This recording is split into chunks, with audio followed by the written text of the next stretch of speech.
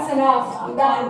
Either you take me to go piss, or I'm done. No, take me. Have a seat there.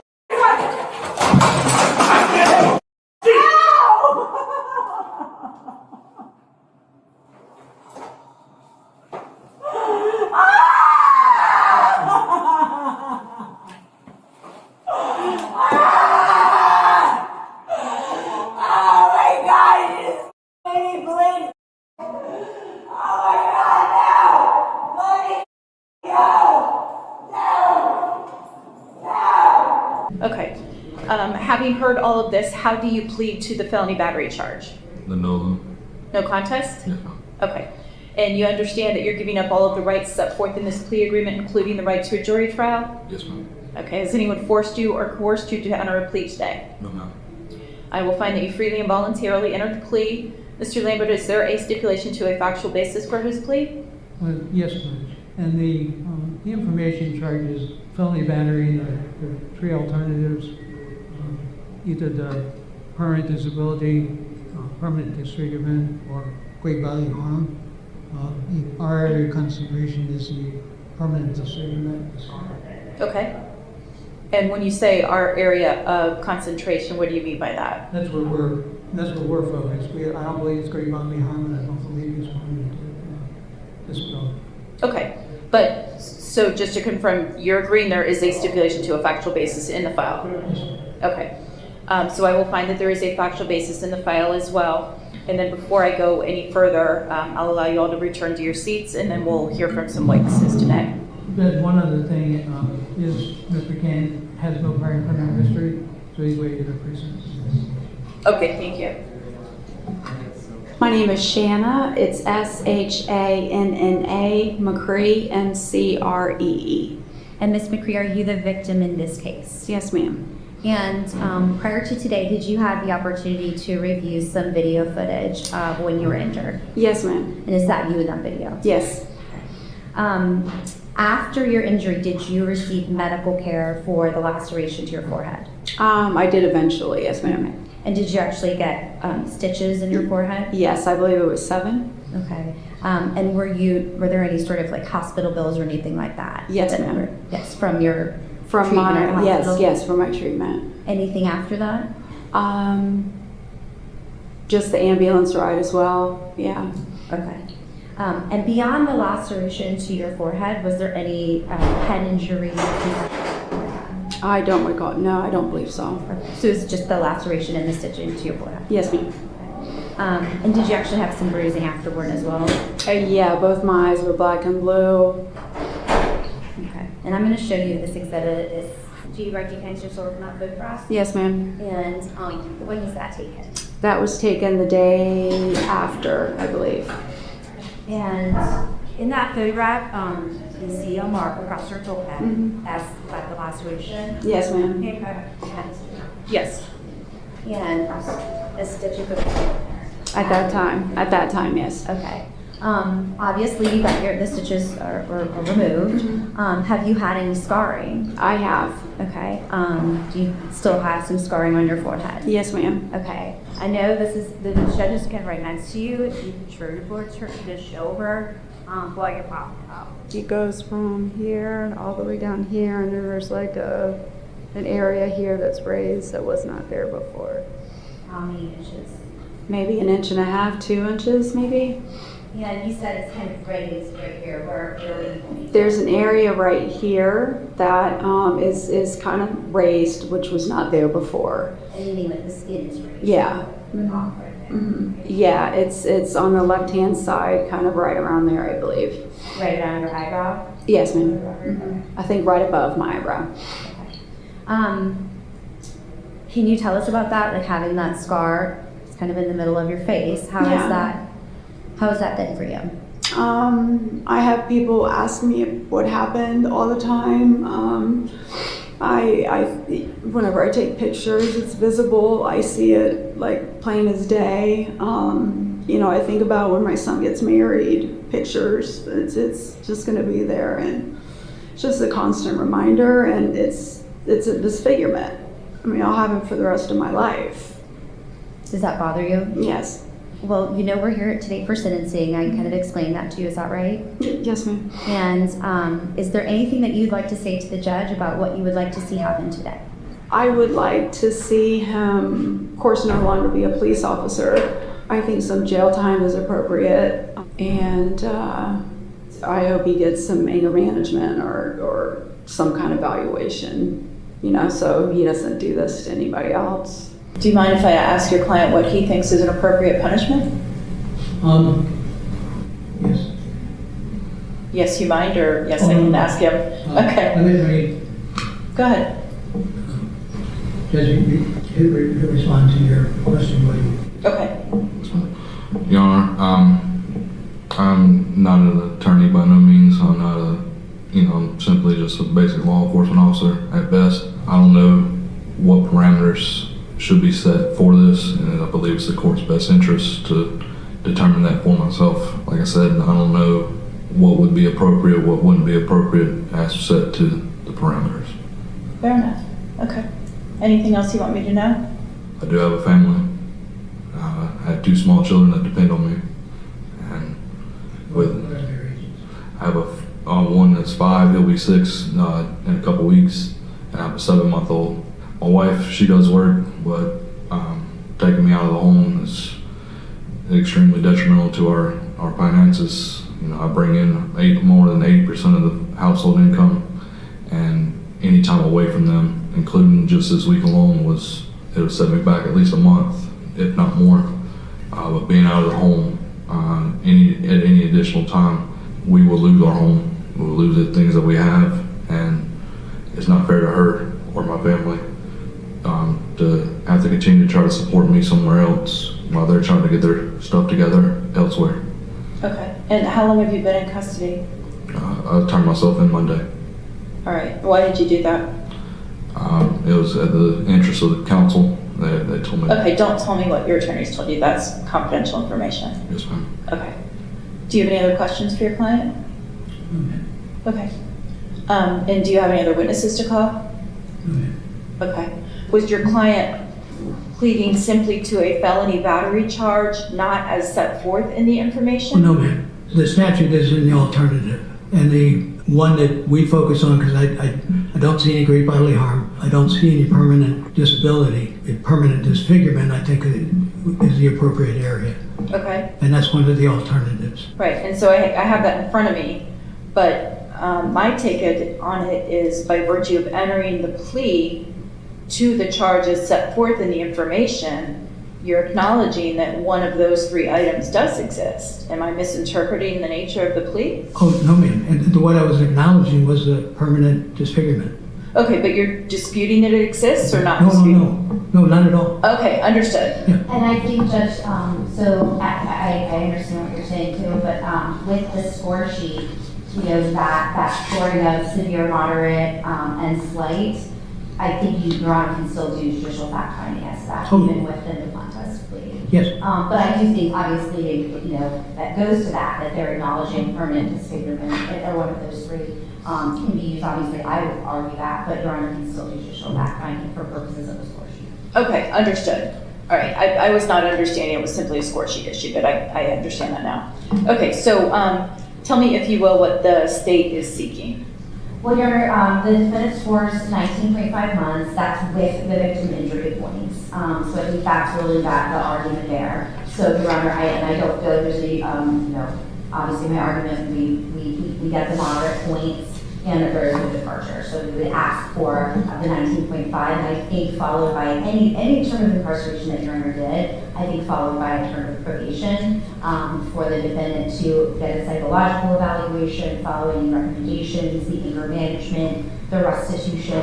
Obviously, he's already relinquished his certification, but I would just ask that that's also just in the order, Judge. I think it's already been done, but I would just ask that it's in the order. And restitution, And I know that the defense, and this is more towards my argument, but that they had, he's engaged in counseling at this moment. That's what we provided to Your Honor, that he has been, I think, seeing a counselor since the beginning of the year, but I asked for more than that. That's what I think that we do still need, that psychological evaluation and follow any of those recommendations. And if that recommendation is to continue in the therapy, that's great. But if there's more, I think that needs to be done as well. And obviously no contact with the done. Okay, and what would he score if I found slight injury He would points? not score. Okay. You would score. It's still permissible, you can still. Oh, yeah. That's in your body. So I mean, that's really the argument. Okay. Is there case law on that I need to review, in your opinion? I think so. I Okay. mean, I can argue today, but I know that we're just like putting this on right now. So that's why if you wanted to be briefed on it, I understand that. Okay. And Mr. Lambert, is there case law that you would wish me to review as well? Yes, I do have that case law. The other thing, Judge, that we would be arguing if the court were to find that it was a moderate injury would be that he has no prior criminal history. This is clearly an unsophisticated act. If you look at the totality from the time of the arrest until even the hospital records, even when she's in the hospital, her behavior and the contribution that her behavior made to it, it's not an excuse, it's not defensible, it's just that that's a component. He is remorseful. I can tell the court that it was within 24 hours of this incident occurring that Mr. Cannon became our client. One of the first things he requested of me was he had been shown the video, what he had testified, or not testified to, but what he was saying on the recordings, on the axons, was his belief of what had occurred. Then once he saw the video, had a totally different perception and wanted to contact Ms. McCree. And I told him absolutely not. It was prohibited from doing that because he wanted to apologize to her. And I told her he could not. He wasn't going to talk with anybody about this incident at all, except for in a protected manner. I agree with the state. I think there needs to be a thorough mental health evaluation and follow through that as far as it takes. And I think it'll take quite a while based upon the early stages of what has been unearthed. I also think that because he is susceptible to treatment for mental health, that is grounds too for the court to depart downwardly. Okay. Your Honor, I'm sorry, I had an argument as to the injury points and as to why this is objecting to a departure, so I didn't know if you wanted me to go into that today. Yeah, please. Okay, so injury points first, because I think that's the first kind of threshold that we need to get to even talk about departure. So I really, Judge, I think that it is judicial fact finding. You have a lot of discretion. It's an abuse of discretion standard, and there is no guidance or concrete definition in the code for severe, moderate, and slight. There's some case law, for the record, Sturtz, Garcia. These states, they kind of just go with the term moderate. What does that mean? Not violent, severe, or intense, must be more than slight. And I understand that it is, a head laceration. And Your Honor saw those videos. We didn't play all of them, but I know you've seen, the videos. There was quite a lot of blood. The photographs show quite a lot of blood. She's bleeding from her forehead. Just the laceration alone and getting that treatment is enough to score moderate harm. It's something more than slight. It's something more than bruising. And then she had to be stitched. She had to receive medical care, and some of the case law they talk about that. Was there any medical care? Obviously, she had to have the stitching, and showed Your Honor for the record, some scarring on her forehead. She testified that that's something that bothers her and something that she sees every single day. People ask her about that. Excuse me, Judge. Having a seat now and took her, as we saw in the video, and threw her. He did not try to sit her down. He threw her down towards the ground. That's where she hits her head, on the wall, on the ledge. And as she was on the ground, on his body-worn camera, and then we heard him, he's standing over her and said, I said, have a seat. Standing over her as she's on the ground. And at that point, Officer Edmonds is the one that actually starts to help her up. He did not. They take her out of that intoxicated room, and you can see they took her into the actual cell with the photographs with the blood all over. We do know that she fell in that cell, and she was left there bleeding in the cell as he then walks out, and the other officer left. She went to go call the ambulance. Going back to what we saw, this was not a forceful, trying to get her down, just use a little too much force in trying to sit her down, and then she slipped. That is not what happened. right? He's standing over her basically saying, see, I told you, I said to listen to me. I think that further establishes like what exactly happened and what he meant to do. Again, he did not do something where he meant to hurt her, but he did mean to throw her down. And it is evident that this was completely out of rage and out of anger, right? Violence out of rage and out of anger that is not justified. And the result of that, of course, which I already talked about, is this significant injury. I think it is significant to have a scar across your face. There's a lot of places that you can have scars that perhaps would not bother you as much, but that would be the one place that would probably bother anybody the most, because you see it every single day, and anytime anybody looks at you, they see it as well. All of that, Judge, I think is why can he depart? Yes, I think Your Honor can. But should you? I do not think that you should. Officer Cannon, he makes a phone call after this happened, and he calls the sergeant. He calls him, and immediately after lies to him. He was untruthful and said, I went to grab her and she pulled away and fell and smacked her head on the glass. He asked him again, what happened? And he repeats that. And he told his sergeant that. And in the 707, he told his lieutenant the same thing as well and actually acted it out for him. So while he is saying that he is remorseful today, Your Honor absolutely can consider that and can depart. But when we're talking about should you, he was untruthful when this happened to help himself. This is the history that's provided to the hospital, as that she, was belligerent and she ran into a wall or something like that. And so that was the history that was provided, that lie was provided. I think that's something to consider. So those are some reasons I think that you should not depart. Okay. That's it. Thank you, Judge. Thank you. Judge, what Mr. Cannon said after the incident occurred is what he believed. Also, his sergeant, when he's on the phone with him, says it was all recorded, wasn't it? And he said, yes, it's all recorded. If you're lying, you got something that's been preserved.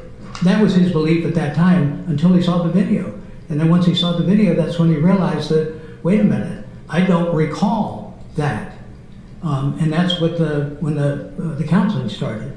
He's been in law enforcement for 12 years. The one counselor had dubbed it, PTSD, probably from law enforcement experiences. The other, with the psychiatrist and the counselor, has it as an explosive disorder. Either of which is a mental health disease that needs to be addressed.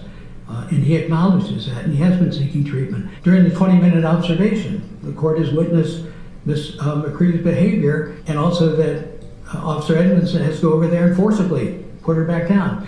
None of this is appropriate, but certainly we expect more out of people than we probably should. We shouldn't say, well, because he's a police officer, then he's got to be better than the rest of us. All of us, too, is a human being. Again, when you look at the totality of this, it is indefensible. Giving up your law enforcement certificate, which was your livelihood, was a big deal. But he acknowledged that I shouldn't be doing this anymore based upon my behavior, and also seeking the counseling. Officer Cannon could not go into that cell where she was after she was placed in there, because males are not permitted to go into a cell alone with a female in there. The other female had left, so he could not go in there. He was the only one there. Okay. And he's a male, and so he's prohibited from being in. So I don't know if the state was kind of intimating that she's crying for help and he's not providing her anything as a result of it. He can't. But again, I'm not here to defend anything that he did. It deserves punishment, and I concur that a condition of whatever the court determines must be mental health evaluation and follow through with all recommended treatment. Okay. Well, clearly there are a lot of records that I have to review that I have not had until this hearing, so I'm not going to be able to go ahead and sentence Mr. Cannon today. All right, we're set for sentencing today in State versus Cannon. And would counsel again state your appearances for the record, starting with the state. Ashley McCarthy for the state. Michael Lambert, Brian Lambert. Okay. And Mr. Cannon is with us as well.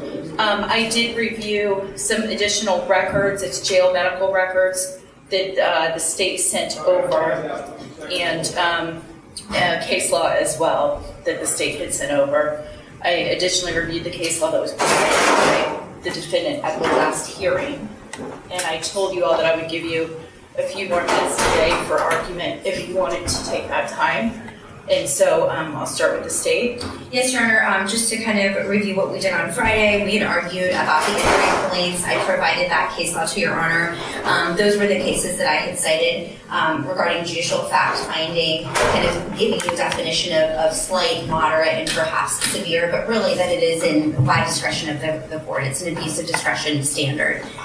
Regarding any departure, I just want to make sure I got this right, that they are moving for departure pursuant to an isolated, unsophisticated event for which he shows remorse, and that he's amenable to treatment. Specifically, I think the anger management, I'll let them put that on the record, that he's amenable to treatment. And for those two reasons, they are saying that they are able to, Your Honor would be able to depart if Your Honor put the victim injury points on there.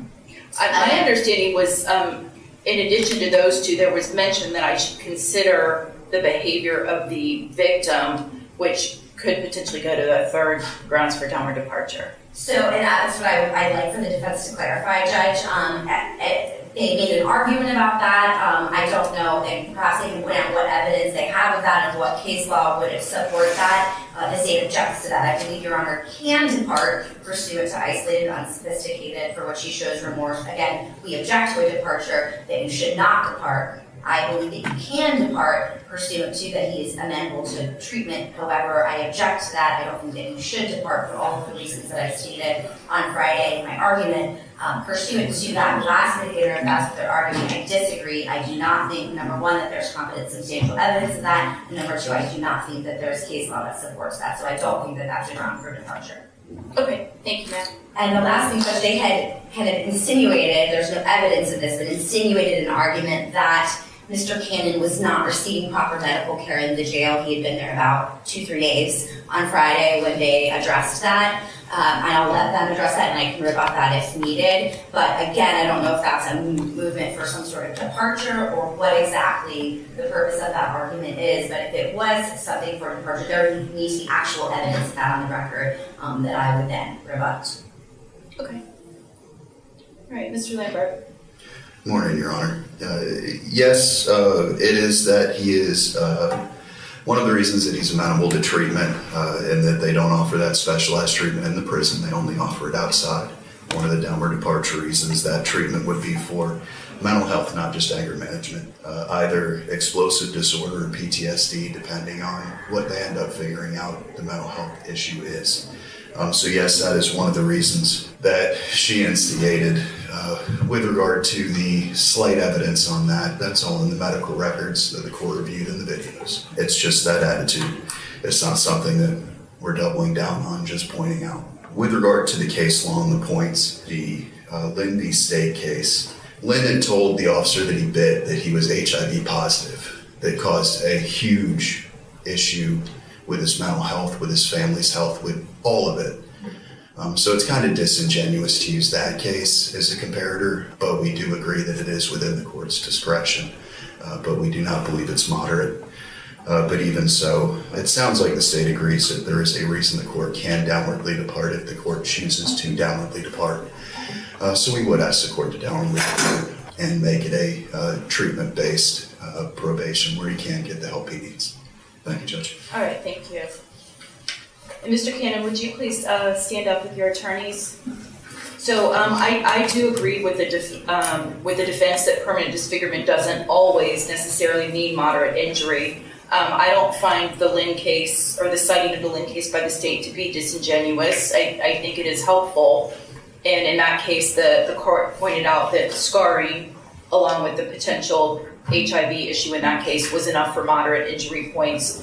And I do think moderate injury points are appropriate in this case here. And I think that that's within my sound discretion to decide. And the reason for that, the reason I'm making that decision is Ms. McCree has a 1.5 to 2 inch scar right across the center of her forehead. She had 7 stitches for that. And then I think we're 7 months after the injury when she sat here next to me, just a few feet away from me. It's glaringly obvious, and that's something she's gonna have to live with unless she gets plastic surgery to get rid of it. But it's red, it's raised a bit, and it's readily available to anybody who looks at her, readily visible. So I am scoring the moderate injury points. That unfortunately means that the defendant scores 19.1 months DOC unless I find grounds to downward depart.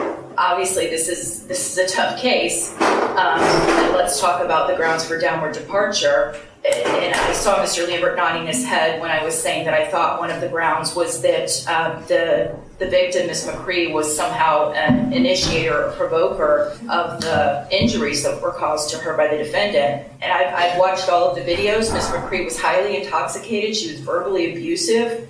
But that's your job in law enforcement, to deal with all sorts of people, including people that are hostile, verbally abusive, and highly intoxicated. She was, in fact, screaming and combative at the hospital and had to be given medication and restrained, as your attorney argued. That was after the injury, though, after she had lost a significant amount of blood and had this huge gash across her forehead. I don't find that there's grounds to downward depart. I don't think that has been proven, and I don't think it would be appropriate even if it had been proven. Unlike the state, I don't think that this was committed in an unsophisticated manner. I do think it was an isolated incident and the defendant showed remorse for it. But the reason I'm finding that it wasn't committed in an unsophisticated manner was because after the victim was injured, she was placed in a holding cell, I think ignored as best I could tell. Nobody attempted to tend to her or give her any kind of aid. And then there were lies to the supervisor about how it occurred. So I don't find that was committed in an unsophisticated manner. I do agree with the state, though. The defense has proven that the defendant suffers from a mental illness that's unrelated to substance abuse or addiction, and the defendant is amenable to treatment. One of the mental health providers, I think, saw the defendant, it looked like only one time, and diagnosed him with PTSD based solely on his 7 years in law enforcement. I'm disregarding that opinion. I think that opinion it is not specific to the defendant. The other treatment was more ongoing. It started in January and continued through June. There was a diagnosis of intermittent explosive disorder, and I find that is appropriate under the circumstances. I do find that you suffer from a mental illness that's unrelated to substance abuse, that you are amenable to treatment. I am going to consider, in addition, your lack of any criminal history whatsoever and the 7 years of public service that you've done through your job. And I want to be very clear, I am not downward departing because you are a police officer.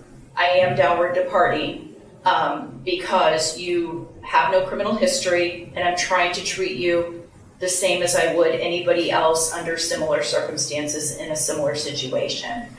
So I am going to adjudicate you guilty. The reason for that is, as a convicted felon, you will not be able to own a gun, buy a gun, possess a gun, and that's important to my sentence. I'm going to sentence you to 6 months county jail. Madam Clerk, how much credit does he have? 11 days. Okay, you have 11 days credit. That's going to be followed by 2 years of probation, during which time you need to undergo a mental health evaluation and any recommended treatment. You will be required to surrender your law enforcement certification to the state of Florida, but I believe you've already done that, sir. And then I am going to order restitution to the victim, Ms. McCree. I'm going to reserve for 60 days to determine that amount. And so if it wasn't already done, Madam Clerk, I'm going to revoke his bond today. And then the court costs are $770 plus 100 costs of prosecution, 100 costs of investigation, and that'll be a condition of your probation as well. Like I do with everybody else, I'm going to waive your cost of supervision for 1 of the 2 years of probation. And that's to encourage you to try to complete the terms of the probation and terminate early at that halfway point.